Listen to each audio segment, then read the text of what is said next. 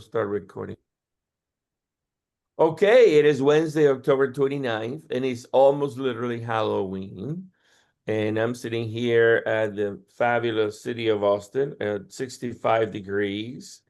It's been a interesting change of weather. 5 days ago, it was really hot, and now we're in fall weather, finally. So we have a great guest today, but before we get going, let's have our own John Sibley Butler play a tune. So guitar taught me to sing a love song. It works if you put it in. How to cry, how to lie. Introduced me to some friends of mine. Open up my day and help me make it through some lonely nights. Ooh. What a friend to have on a long, cold night. All right, Johnny. Well said. Well done. Thank you. Thank you. So I was we were talking before we got going here that NVIDIA has become the first $5 trillion company in the planet. Apple reached 4 trillion yesterday for a brief period of time. And somebody was, as I was listening to CNBC earlier this morning, somebody was saying that NVIDIA at 5 trillion valuation is cheaper today with a PE of 20 than it was 3 years ago, but with a much, much lower valuation with a PE of 25, which means that NVIDIA is crushing their numbers and selling and blowing expectations. And all the Magnificent Seven get to report soon. And between today and Friday, and the expectation is that they're all going to do really well. And then Federal Chairman Powell just lowered the rates a quarter of a basis point. And he also said that most likely by December, there will be another reduction. And the speculation is that they'll have to take the rates down to 3% over the years. So that basically indicates, higher home sales and a stronger economy over time, especially to help the small, medium-sized businesses that are somewhat struggling. And a lot of big companies have been announcing layoffs, and not necessarily, a lot of people have been thinking that it's because of AI, but not really, according to some insiders. So, for example, Amazon announced 2 days ago laying off 11,000 people at corporate, but then they're hiring 250,000 people at the warehouses. So it's a bit of a shift of maybe productivity and automation and what's going on, getting rid of certain things. Amazon also said that 99% or something close to that, 95% or higher of their capital spend is all on buying chips for their data centers. So the data center race is growing like crazy, and it's for real. And NVIDIA said that their backlog is $500 million right now, growing to $1 billion in backlog on sales. It's just amazing what's going on. So, it's an interesting time. All these companies are on a race against China to build the next AI infrastructure. And lots of deals are being made and announced, and a lot of companies are, transforming their businesses to get better, more efficient. And so today we are going to be discussing water, which is one of those key infrastructures, components that make, life more livable or actually livable. And what's going on there, we'll introduce our guests in a moment. But John Butler, what are your thoughts? Well, I just read a great essay that said we live in a world of dichotomies. A great essay that really summed everything up. There's the rich and there's the poor. We have lots of water in Louisiana and hardly none in Texas during the drought. We have AI that's booming, lots of investments on the one hand, but perhaps we might have a bubble on the other hand. We have lots of communications, but people are lonely. We have cell phones, but people are lonely. So Llewellyn King penned that essay in his latest editorial that summed up the relationship between technology, people, and what we want to do in the future. And let me just say, based on that kind of really outstanding analysis, I do believe that we are living in a dichotomous world, whether it's war and peace. But for our conversation today, one of the questions that we've talked a lot about, and I was on a conversation yesterday, was all of the investment in AI, does it resemble the .com boom, when all I got to say is, go to hell.com, I'm investing, fly.com, I'm investing, restaurants.com, I'm investing. And so let's talk some about that and to bring it to where we are. If you look at it, because the AI bit will hit every industry. It hits universities, it hits the airline industry, it hits the utilities, it hits everyday life. And, even when I log on now, it's like I'm being forced to use it. So one of the things that we must ask, Andrea, as we move forward is, to what extent are we reliving the .com boom? And then what does it do in the people side with the dichotomy of the workers as we continue, if you will, to bring on other jobs and let people be babysitters for this thing that we call AI and all the different kinds of AI. We're accustomed to that. To me, an elevator is AI, when it first started. When I get on the train at Dallas Fort Worth, it was AI with the train going around. And by the way, nobody babysits that. And more importantly now, as I just finished another book, and every time I write a sentence, I get a prompt and said, "Would you like more information on the AI?" So I think it's very, very interesting. We are living in some of the most interesting times that we have lived in a long time. So, and the water stuff, Daniel, is so important. It's things that we take for granted. When I did my last company, we did clean water in Africa and going into new wells. That's what we invested in. And I know that as we talk about the droughts, and I live right here in Austin in Central Texas, no matter how much rain we have had, we're always reminded of the drought indicator. And finally, the relationship between utilities, whether it's water, and the rapid growth that we're seeing in Texas.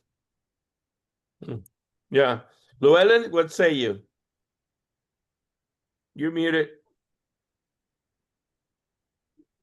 I'd like to thank Johnny for so perfectly praising my article of this week. Thank you, Johnny.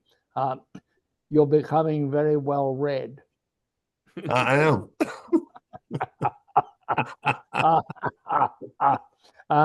And we live, as you say, in interesting times, and which is, I'm believed to be a Chinese curse. I'm not sure about that.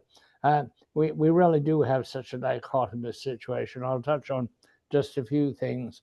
If you are basically a Washingtonian, as I am, even though I don't live there anymore, I did for most of my adult life, knocking down the east wing of the White House, where I worked for a long time, at least went there every day, is really very distressing.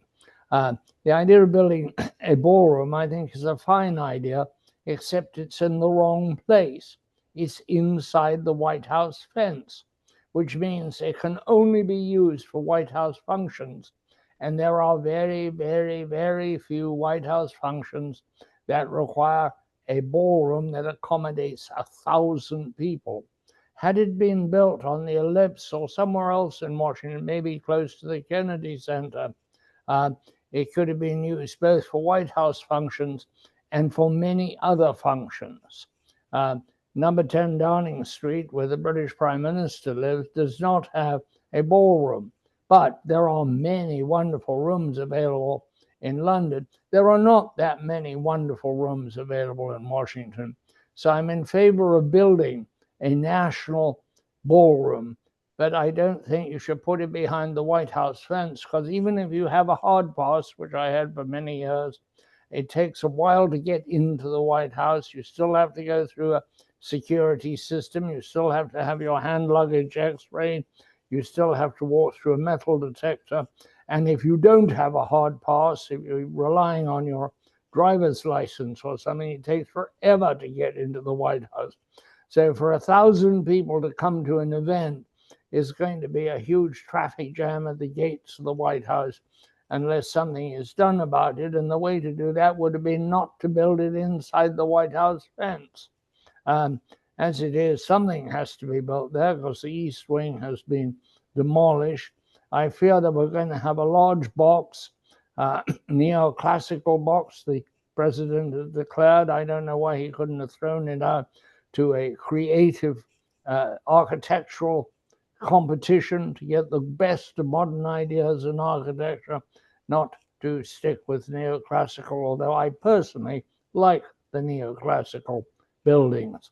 But I think it's a wonderful opportunity wasted, and what should be a national treasure used frequently, used for good purposes in Washington, will become a very expensive white elephant. And don't be deceived because private donors are building it. You and I, the taxpayer, will keep it going, will keep it staffed, will keep it clean, will keep it working, will keep it maintained, and maybe twice a year there will be a function that requires such a room. I believe in the last several years, each year there's been only one such function, probably the Christmas party, which is always very crowded but quite fun as a result. So I'm not too happy about that. I was interested in what Daniel said a moment ago about the speed of adoption of AI. We have this very dichotomous situation in almost every institution in which there is great caution on the part of the institutions in going to AI, but the workers are all using it. So you have the C-suite dubious, cautious, careful. You have the workers doing it all day, and it affecting very much of their output, some of which is unduly influenced by AI. Too many pieces of paper, too many position papers, too many briefs are written on by AI and not by the authors, and that is going to be a challenge going forward. The strange situation in the markets where trillions of dollars have flowed into AI companies. I just wonder long term whether those are even going to be the companies that will predominate. In other technological advances, we've seen new companies come and make the running, not old companies. And Microsoft at this point, for example, is an old company. Apple at this point is an old company. We did not see an easy change from automobiles into manufacturing airplanes. The automobile companies did not seize that option, although they had everything you needed to be airplane companies. It took new companies, new initiative, people who had no baggage, no legacy to create the aircraft industry. So I just wonder. I think there's great vulnerability here. It has all the makings of a bubble. I'm not sure about when I looked at some of these price earnings ratios, I saw them much higher than the ones you quoted just a while ago, Andres. I saw one company at 70 as a price earnings ratio, which is not a very healthy situation at all. Company has to grow so huge to earn that back at some point, or for the investor to earn it back. I think it's very precarious. I think the role of the AI is underestimated by the political class. I think it's going to be a dominant factor in the election, not next year, but in the 28th election. And I think it's going to be an election which is going to change everything, by which time the adventure of Trump will have tired us all out, and we'll be looking for something rather more traditional, like good, solid, legal governance. All right. Well, let me introduce our guest so we can talk about water and what's going on in the Austin Water Utility, which is owned by the city of Austin. We have Danielle Cavazos, who is a conservation program supervisor for customer programs at Austin Water, as our guest for the hour. And today, Austin Water serves roughly 1 million people in the Austin metropolitan area across more than 500 square miles. Austin Water draws its water from the lower Colorado River into 3 regional water treatment plants, one called the Hancocks, the Davis, and the Ulrich treatment plants, which have combined capacity of 335 million gallons per day. Austin Water also has 2 wastewater treatment plants in Walnut Creek and South Austin Regional that can receive up to 150 million gallons per day of sewage for treatment.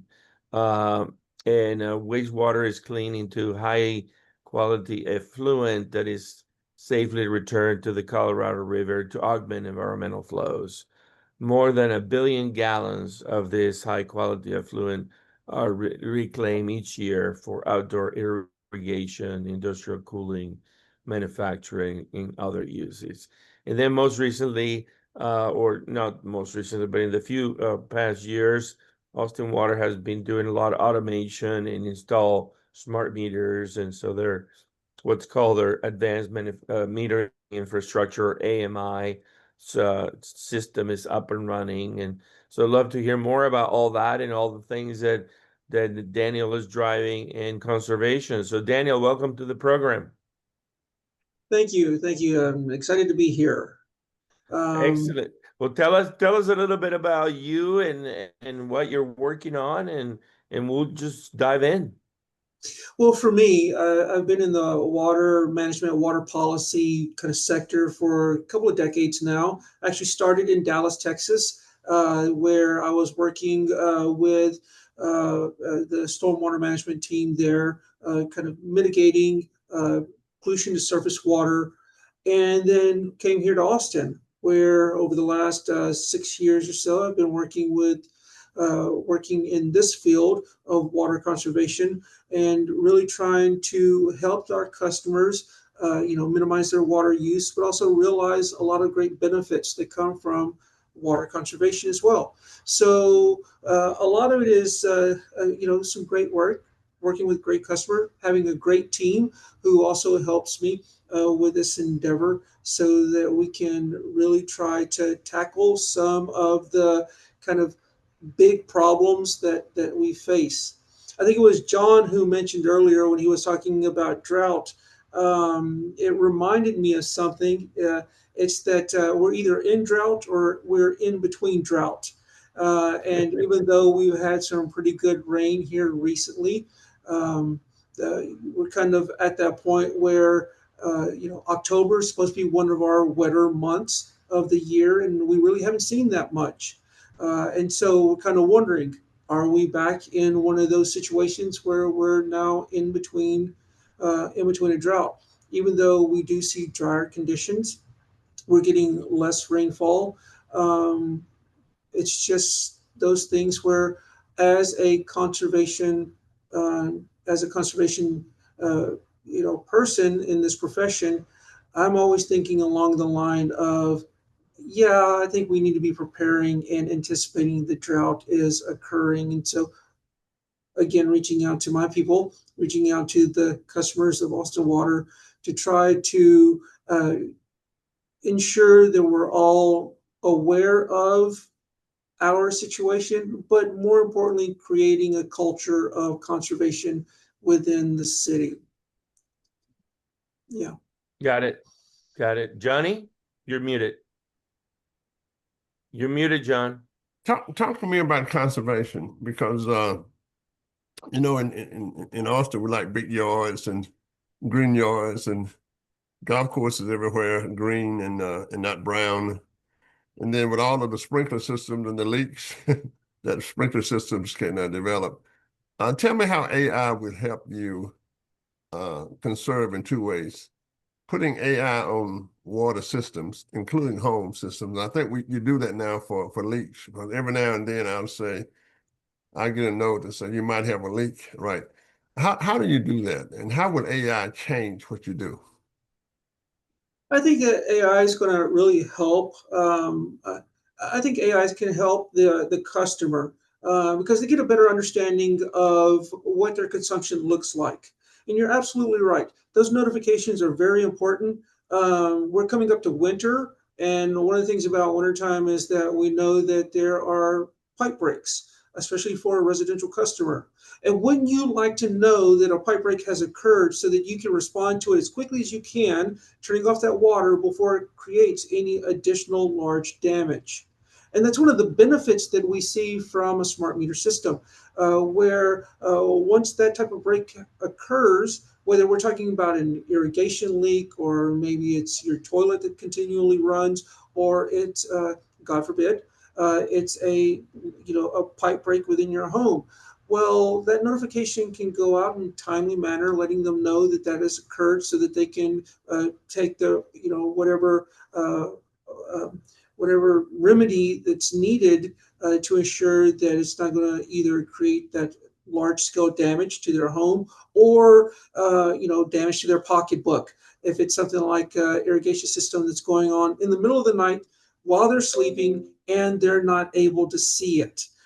Because a lot of times when it comes to the excessive water usage, especially for something like an irrigation controller that's set, you kind of set it and forget it. You don't really know until you're getting those bills.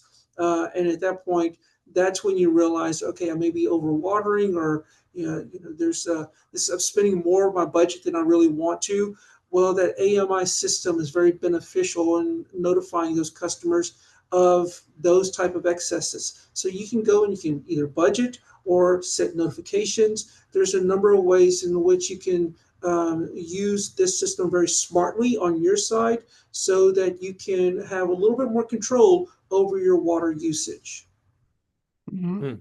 So AI will be much more beneficial to the customer, and we tell the customer in much more rapid time what's going on with their system. Yes, Okay. I would say so. Now, whether the system, whether in the, on the system side of things, I am, let me just say that I do rebates and incentives. I'm trying to encourage our customers to use less and trying to incentivize them to do that. I don't know how the system side are doing things and what's going on over there. So I can't answer to that part of things. Okay, that's fair enough. All right. Llewellyn? I'd like to know more about your wastewater recovery. It sounds as though you're recovering a lot of it. Is there a higher use for it than putting it back into the Colorado River? Can it in fact be used for irrigation or for home use even? People are very leery of it, but that's understandable. What standard of purity does it reach? If, for example, your normal potable water is a 10, what is the recovered water? Is it a 5, a 4, a 3, or a 9? It's better than the water we're drawing in order to treat for water consumption. For potable water, to that standard, of course, it doesn't reach potable water standards, but it's also treated at a standard where it can be used for other things. And you're absolutely correct.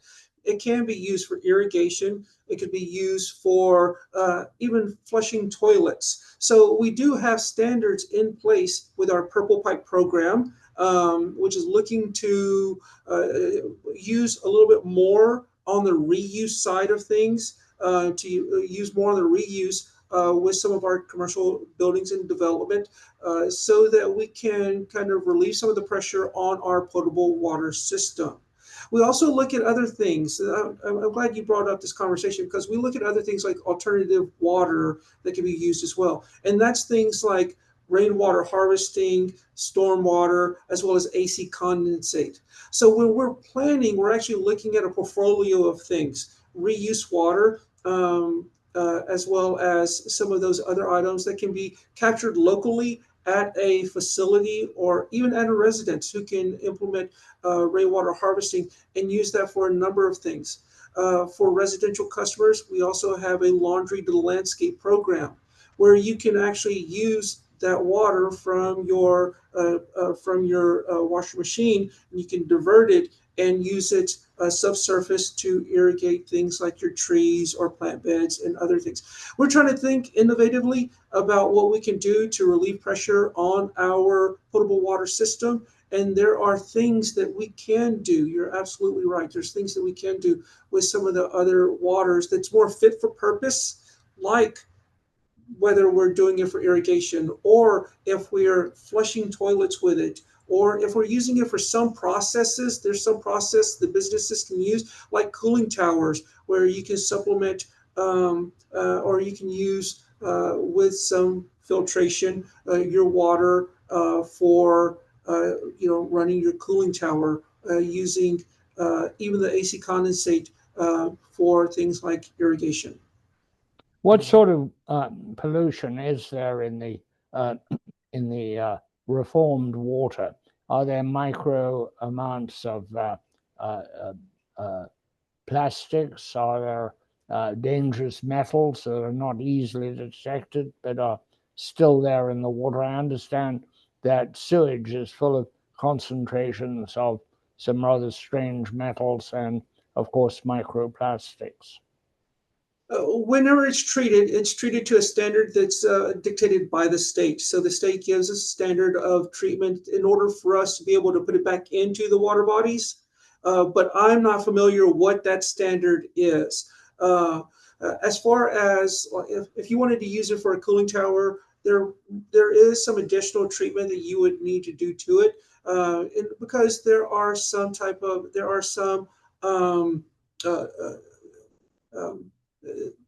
I mean, you want to have at least some high standard of water to use there, but it wouldn't take much to get there, because the water that is sent into that system is at a high quality. It's just not at the highest quality which we would have for potable water. That makes a lot of sense. I understand that all water used in cooling towers or cooling towers are the end product of cooling, or the end of the line of cooling, has to be treated, because there's scaling problems and other things that have to be taken care of. Raw water supply, the lower Colorado River, the whole Colorado River, but especially the lower Colorado River, has a lot of people depending on it.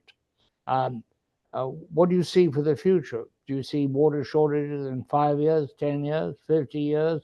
And what can you do to ameliorate them?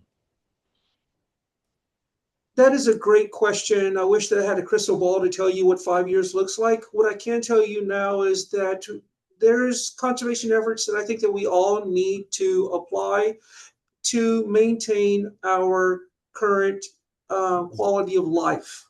I don't know if all of you are from the Austin area, but you may have heard about Jacob's Well, which, if you're familiar with Texas and you're familiar with kind of the iconic locations within the state, Jacob's Well was, there wasn't water flowing. And that's, again, that's one of those iconic items within Texas. And without water conservation efforts, and without kind of minimizing our water use and understanding how it impacts downstream items like the environment, then yes, there will be issues that we need to manage at those points. We need to keep those items in the back of our head. I think the bigger issue is, if you look at Andre's picture, and right behind that picture, you have that beautiful picture of the Colorado River. And you can drive down I-35 at any time, and you always see that beautiful picture of the Colorado River as it frames downtown. And sometimes we take it for granted, where we think that the water is going to be there, all the time. Or we think it's someone else's problem, to be quite honest. And really, we all need to chip in, because it's kind of all of our problem. As a city, as Austinites, we need to really be responsible for the way that we use our water, understanding that it's limited. There's limitations to it. There are some, well, Austin is a water challenged city, excuse me, no matter what the picture shows, and we have to be aware of that and use it accordingly. Sure, That's sure. that's very well said. A last question, or rather more of a commentary. Washington, D.C. is water challenged. It relies entirely on the Potomac River and a remarkably small impoundment upstream. But what happens, and I'm sure it happens in Austin too, is unless there is a drought, people lose sight of the fragility of the water supply, and Washington grows, its suburbs in Virginia grow, its suburbs in Maryland grow. The same source of water does not grow, and Washington one day will probably be severely constrained unless something is done to improve the water supply and also to extend it, to use it a lot more carefully than it is now used. So I find it very interesting that you have a similar challenge in Austin, maybe more acute in Austin because the greater frequency of droughts. I now live in New England, and even up here we've been having droughts. Not today, we're expecting a lot of rain, but it's a challenge for the whole country. So maybe Texas, which sometimes is something of a laboratory for the rest of the country, is I don't think it's a laboratory when it's banning Tylenol, but I think it's something of a laboratory in many other ways. So maybe you're in a unique leadership position there, Daniel, and this is very interesting. Let me chime in here real quick, Daniel. See if you guys are using any of these technologies, maybe from another company. Here's the latest from the World Economic Forum on top 10 innovators on water. Lots of companies from all over. Binovate is doing remote biosensors to monitor and detect any changes in bacterial concentration. Epic Clinic in the US deploys water treatment on site for buildings, so commercial, industrial. Indra Water, electrically driven decentralized wastewater treatment solutions and for great reuse. Quilimo in Argentina is a SaaS-enabled marketplace to use big data machine learning to verify, improve, and offset water usage in agriculture. Magic Water in Kenya is using atmospheric water generators, and I've seen several companies, H2O Water and many others, promoting that. Wonder if you guys are thinking about using any of that, or what are your thoughts? Nature Dots Private Limited in India is the de-risking inland fish farms and water management for ecological stressors such as deterioration of water bodies, all kinds of technologies going on. So curious, Daniel, what do you see as new technologies? You maybe mentioned a few, but what are you guys exploring, or what are your thoughts of water treatment and desalinization, or atmospheric water generation, or what have you? I do think that we're exploring some desalinization within the system as part of our portfolio of what the future is going to look like. And so that's one of the items that's found in some of our plans as far as how we're going to kind of ensure the security of Austin water over the next 100 years. So that's one area. And I do know that there are a lot of people that are exploring many of those things, including um, uh, including kind of community-wide. I think you had one there from Canada. Community-wide water capturing systems with rainwater and some other things.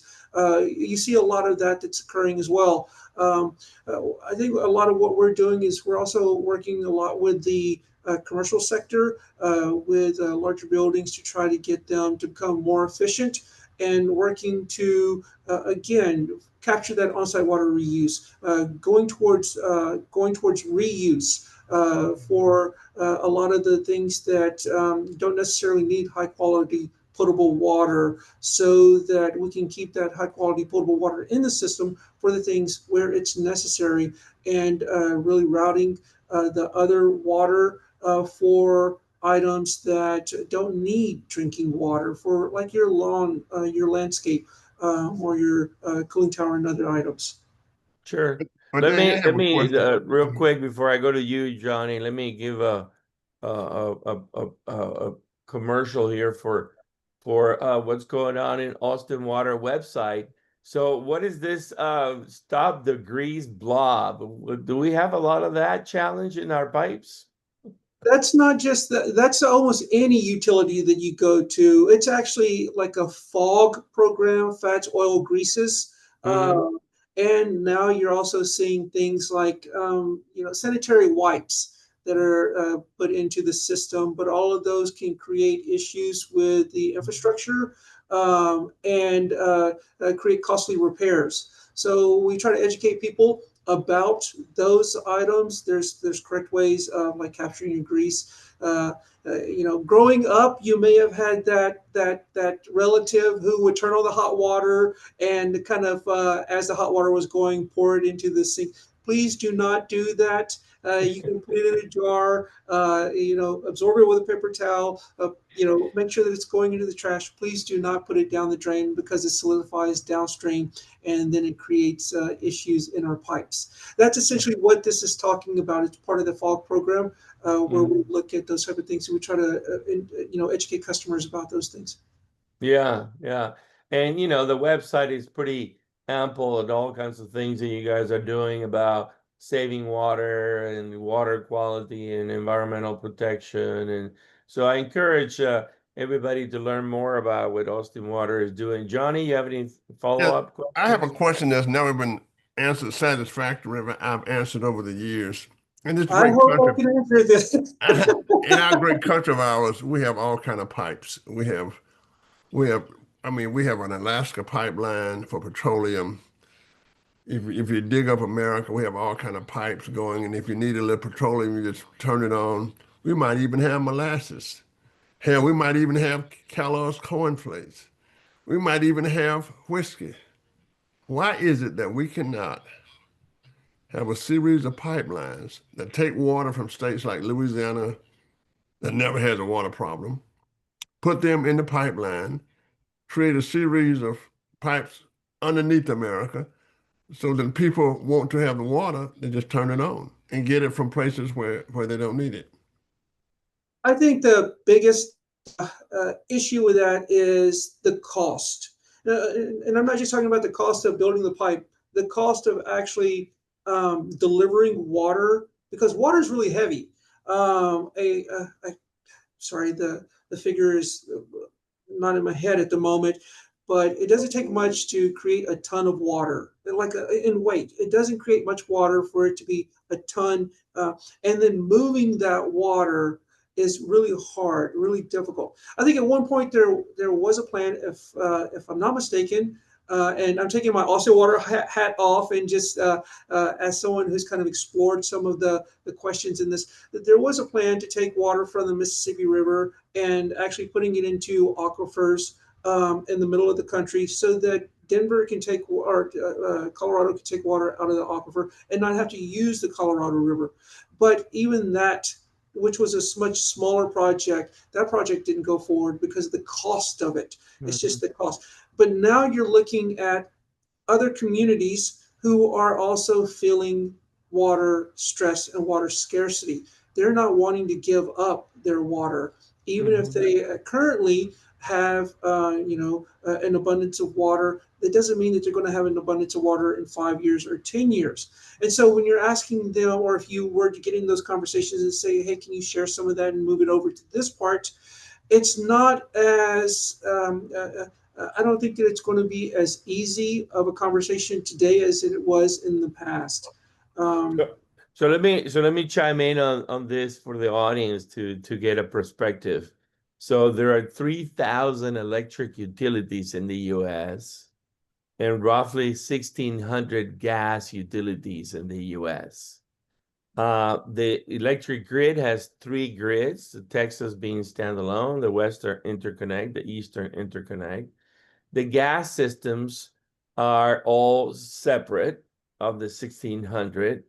There's a distribution pipeline system that comes from Louisiana all throughout the US that is gigantic, where the distribution systems connect into. But interestingly enough, Johnny, you would know, or maybe nobody knows here in this call, there are 152,000, that is 152,000 public drinking water systems that are not connected. Wow. Okay.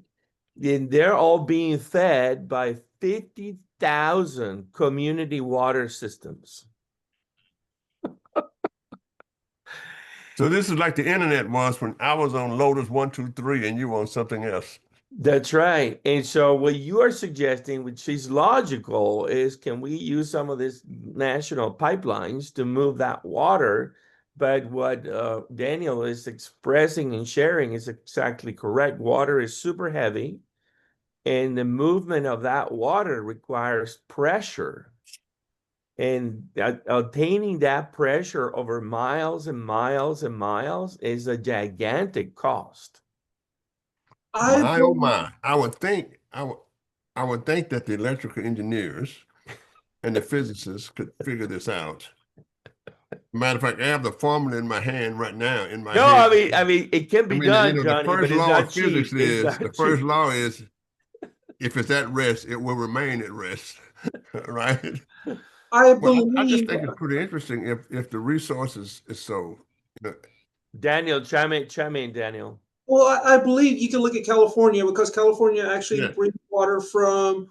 They bring water from Colorado. Colorado, in the western part of the country, and they have to pipe it over Sierra Nevada to get it down to South That's California. right.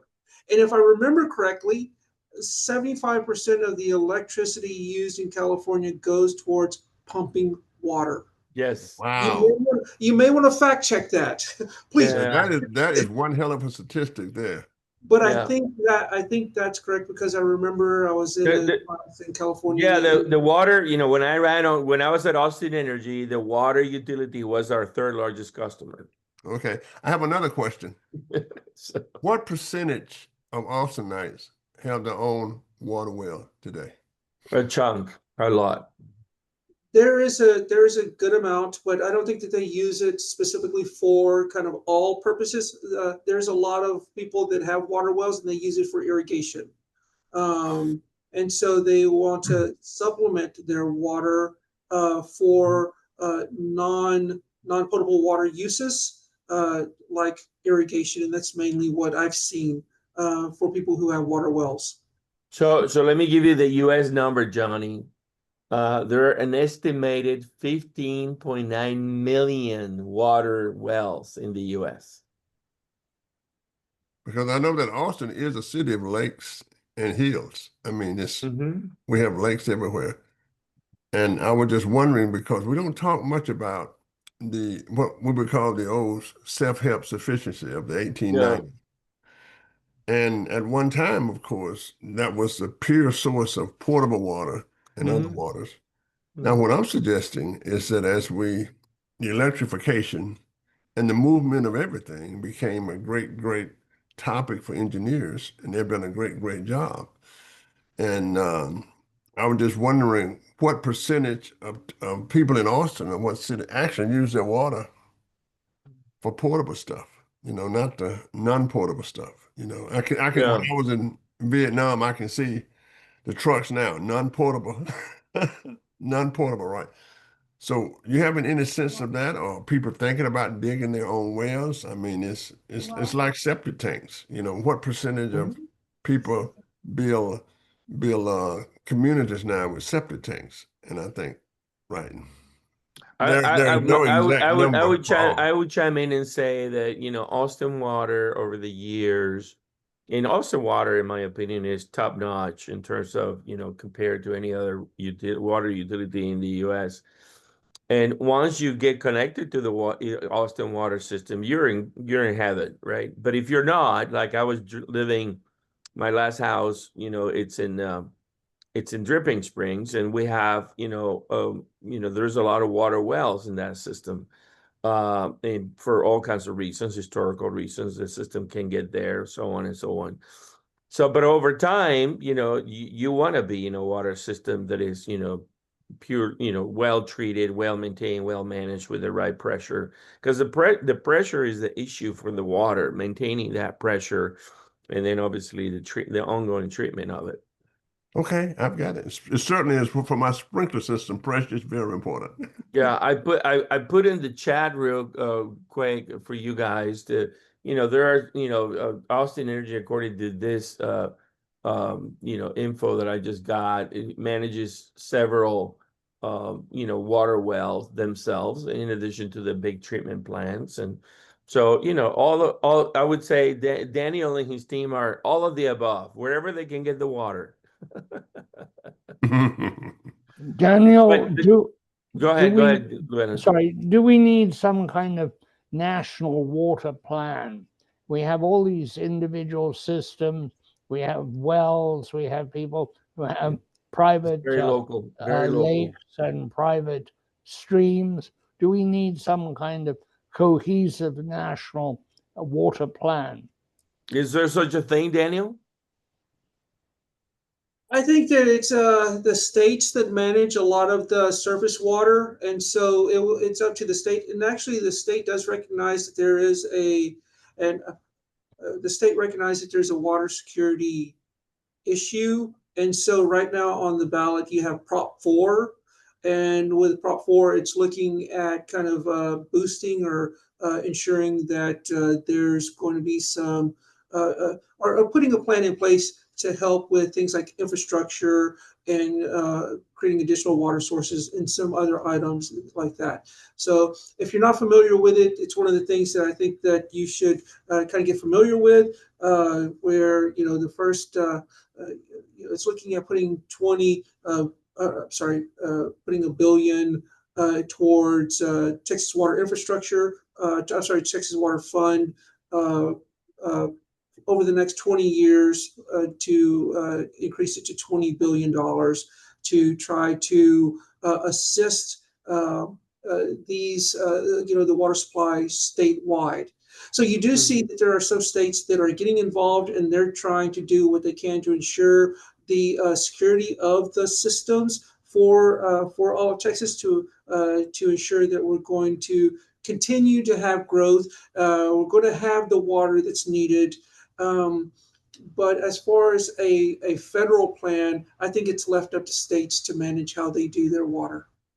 Yeah, I think water and energy are in a similar situation, Llewellyn, and you can see on the screen that the last plan was for the state of Texas was authored in 2022, and it seems like the plans come out every 5 years or so. You can see that on the screen, and so there is a state plan, but not a federal plan. Okay. Thank you. Well, I got one last question here for you. When, again, going back to my service days, I carried a technology that I could drop it in any water and I could drink it.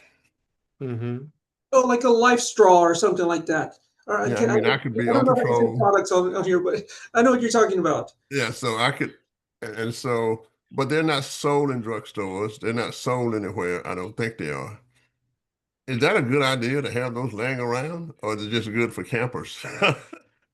Or do they still use them? I thought it was amazing. I mean, the water would be, it wouldn't like it was just out of a water bottle, but there's absolutely no irritants and no bacteria once you drop it in there and just drink it. I mean, I haven't heard of that probably since I left the service. Mr. Butler, are you trying to make me say something bad about Austin Water? Because I can't. Austin Water has great water. No, it doesn't have a head It like is great Cleveland, water. Ohio. Cleveland, Ohio's water has a head on it like a beer, right? You can trust Austin Water. Though I will say, only because I've hiked in Colorado, and I've actually, was hiking up to the top of Longs Peak, and I ran out of water.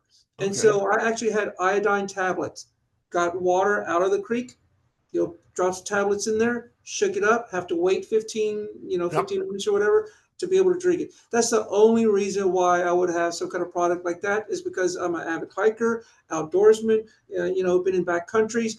And so I have it for that. But as far as trusting Austin Water or any of the local providers, because I've lived in Round Rock before, no, I don't feel like you need Well, that actually, I was thinking technology more for the those people things. with wells and people with their own water supply.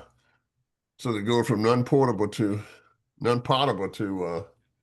potable. Johnny, your idea has already been executed. Oh And my gosh. if you go to Amazon, you can see that they're called water purification straws, and they sell them in bulk, and you can buy 10 of them for $69 or 43 bucks or 31 bucks for four of them, or there's all Okay. kinds of companies that make them. So Well, thank you.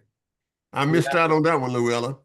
A Um, capitalist sure idea that did. I You missed sure out on, did. Luella, and that's not good. Yeah. I won't sleep tonight. Daniel, is there any move to capture rainwater? I grew up in Africa and we were short of water, and almost all decent sized houses had a rainwater capture system. It wasn't always used for drinking, but it was certainly used for all sorts of other purposes, washing, flushing, etc. Cooking, maybe. Some cooking, but it Yeah. was mostly used for fairly near industrial uses, gardening, etc. But everybody tried to capture water. It was a good thing to do, and it was encouraged. And we do that here also. Actually, we do have rebates and incentives for people to collect rainwater harvesting.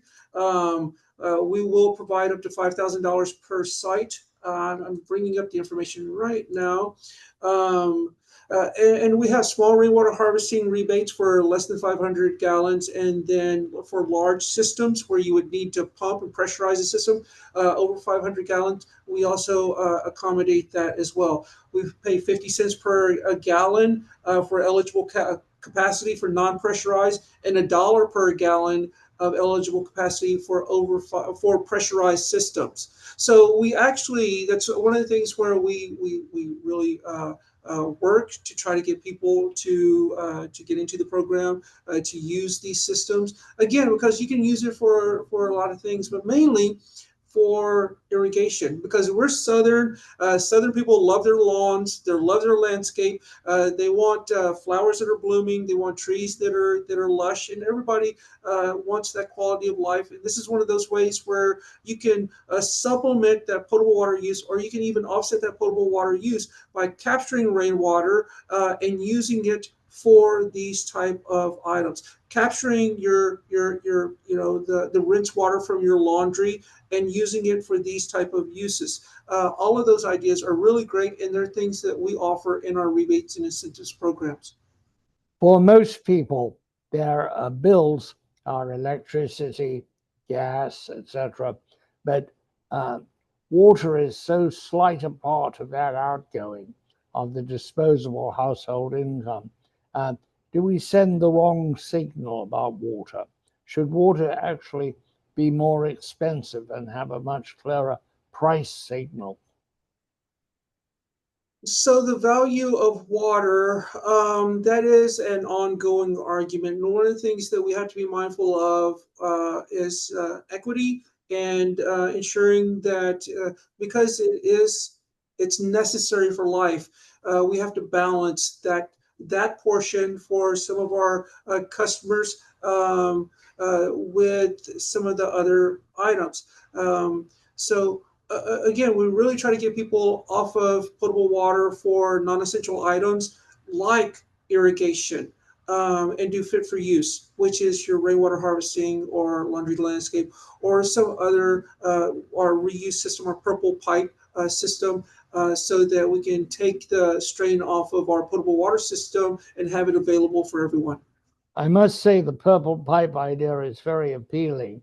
One of the things I notice when I travel in Europe, and I've been to Europe a lot this year, um, is that nearly all toilets have two mechanisms for flushing. One for a little bit of water, maybe, for a very light usage, and one, for serious work. We don't get that in the US. We have one set amount of water goes out, X number of gallons. I think it's 3 gallons or something. Every time you flush a toilet, it's quite a lot. And attempts to reduce that have run into political problems, etc. Do you think we should, or could you offer an incentive to bifurcate the toilets so that there was, say, lesser unit or lesser demand? Currently, we have something like that for our commercial properties, and we've actually seen some success with this. We've actually helped some of our commercial properties reduce their water usage by 40%. And we've done that through the retrofit of high efficiency fixtures as well as toilets. And it's one of the areas where I'm proud to say that Austin has been successful, because we do have a commercial program that seems to be kind of gaining some momentum. Again, I have wonderful things to say about my team, and wonderful things to say about my commercial coordinator who is working in that. The commercial program administrator who's working that program. But we've been pretty successful in not only working with some of our low-income housing, but working with some of the dorms, because you may know that we have a pretty big university here, and some of those universities have some dorm-style facilities. And so we've worked with, I want to say 6 or 7 of those, to help them with their water consumption.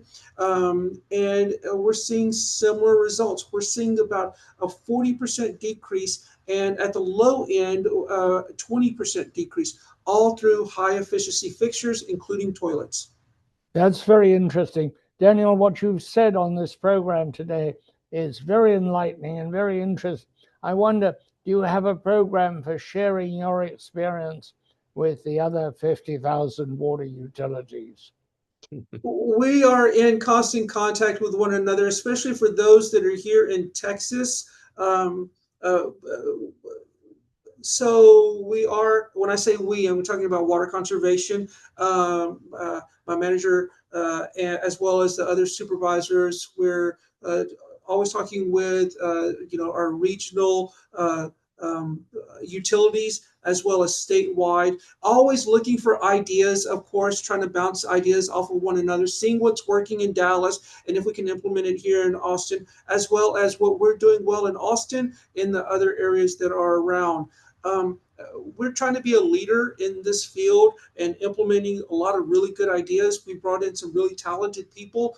And so the successes that we have seen in this area, we are shouting from the rooftops, because we're all passionate about this. And if we know that something is going to work, we're not just going to put it in our pocket and kind of hide it away. We want to share it with everyone. So we have frequent calls with other utilities. We invite everyone who wants to be part of it to participate as we kind of go back and forth about the things that we know are going to impact and minimize water usage. Daniel, given what I've heard here today, I would think